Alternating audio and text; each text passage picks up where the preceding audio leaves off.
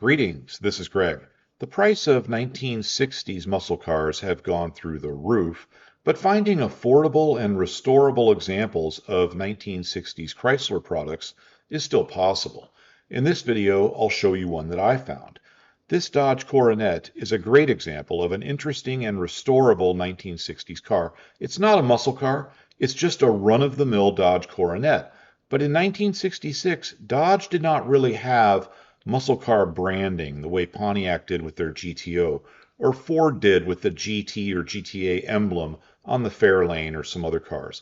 Buyers of Plymouths and Dodges just checked the option boxes to select performance items to turn the 1966 Plymouth Satellites or Dodge Coronets into muscle car variants.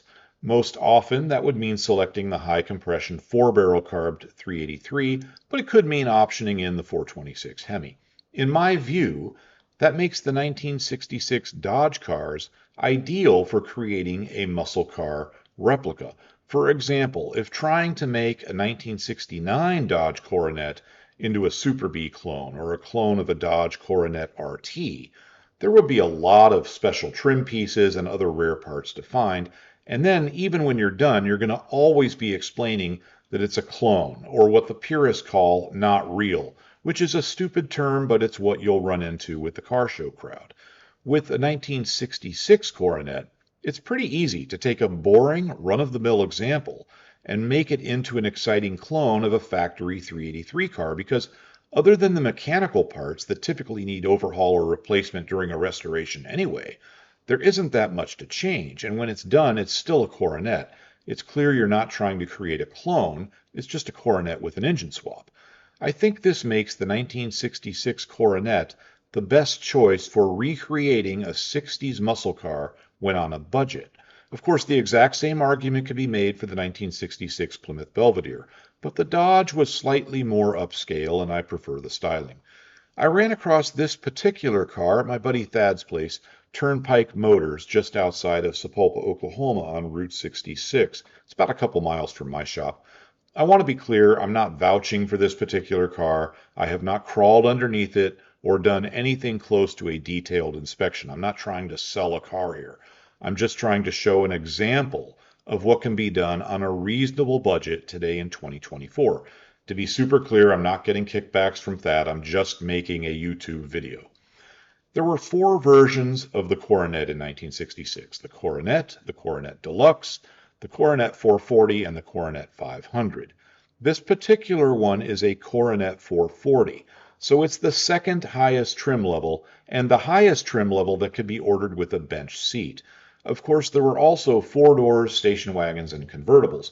Note that those numbers, Coronet 440 and Coronet 500, have absolutely nothing to do with engine size. They're just trim package numbers.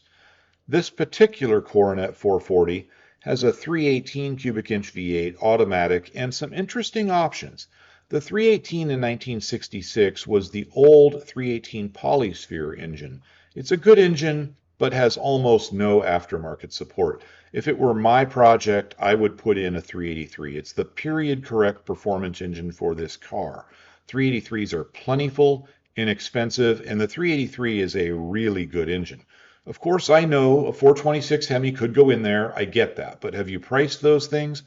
Consider that even a mildly built 383 can push up near 400 horsepower and still deliver decent fuel economy. Plus, 383 Coronets could be purchased with air conditioning. So if it's a factory air-conditioned car, if you put a Hemi in there, it's very obviously a Hemi car clone. Plus, there are actually a lot of little things unique to the Hemi car that make building an accurate clone a complex and expensive project. Building a 383 Coronet is comparatively simple, and you can duplicate the performance of the Hemi with the 383 reasonably well. This particular car seems to be really solid with only minor rust in the usual places. I suspect this car was bought new by a single female in 1966, a school teacher, secretary, someone like that. As I said, it's a Coronet 440, so the flashiest bench seat version. It has no performance options. The 318 Poly had 230 gross horsepower, enough for cruising down the highway or turnpike at decent speeds, but it's not going to win many drag races. It has the optional automatic transmission, which is what you would typically find behind the 318 Poly. The car was built with air conditioning and the 26-inch radiator. That bigger radiator may indicate that this car had the trailer towing package, which would be desirable, but I can't really be sure without digging into the car, which I'm not doing. I'm also not sure if it's an original Oklahoma car, but these would be very common options here. The weather in Tulsa is really pretty good year-round, but we do get about 6 weeks in the winter when it's way too cold, and about 6 weeks in the summer when it's way too hot. Ordering a car with a good heater and air conditioning and radiator would have been the norm for this area back then. It was also built with the optional AM radio, and it's still there. I don't think my grandkids have any idea what an AM radio is, but this was the thing to have in 1966.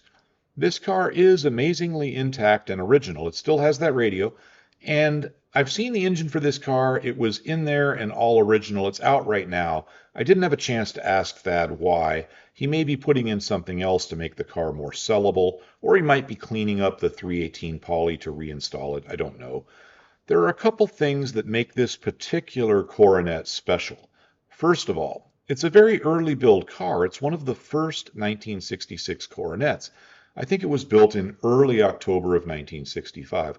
Here's the fender tag for you decoder types out there. Also, it was painted in mauve metallic. As with most guys, I had to ask my wife exactly what mauve is. It's like pink. When this car was new, it had a light metallic pink or rose color. Chrysler Corporation used really crappy paint back then, and these cars faded very quickly. And this particular color not only faded, it sort of changed color as it did and lost its metallic shine, which is why it looks a bit greenish. You can see the original pinkish hue on certain sections if the light is right. Back in 1966, I suspect only women bought cars in this color. However, today, it's a very rare color on this car, and it's a very 1960s color, which I think from a purely nostalgic standpoint adds some value to it. Personally, I'm not crazy about the color, but I wouldn't change it. It's just part of the Dodge history at this point, and that's an aspect of it that I do like, especially with what's going on at Dodge today. You can sort of see the pinkish hue here in this picture, but there's not much left of it on this car. It obviously needs to be repainted. I made this video to sort of go along with my muscle car series, and because I like the Steve Maggs Junkyard Crawl videos. Of course, I'm no Steve Maggs, and this isn't even a junkyard. Thad's place here is a used car lot and restoration shop. He always has 1 or 2 dozen special cars here, usually for sale and in various states and conditions. He's big into Chrysler products and Fords with a bit of AMC thrown in. I'll put the price, or at least the last known price, in the video description, or if it's no longer on the market, sold, or whatever, I'll put that there too, so please check that if interested in buying this car. Please don't bother Thad unnecessarily. I do hope to see this car go to a good home. I really think it's the right car for the right person. That's all for now. Goodbye and have a great day.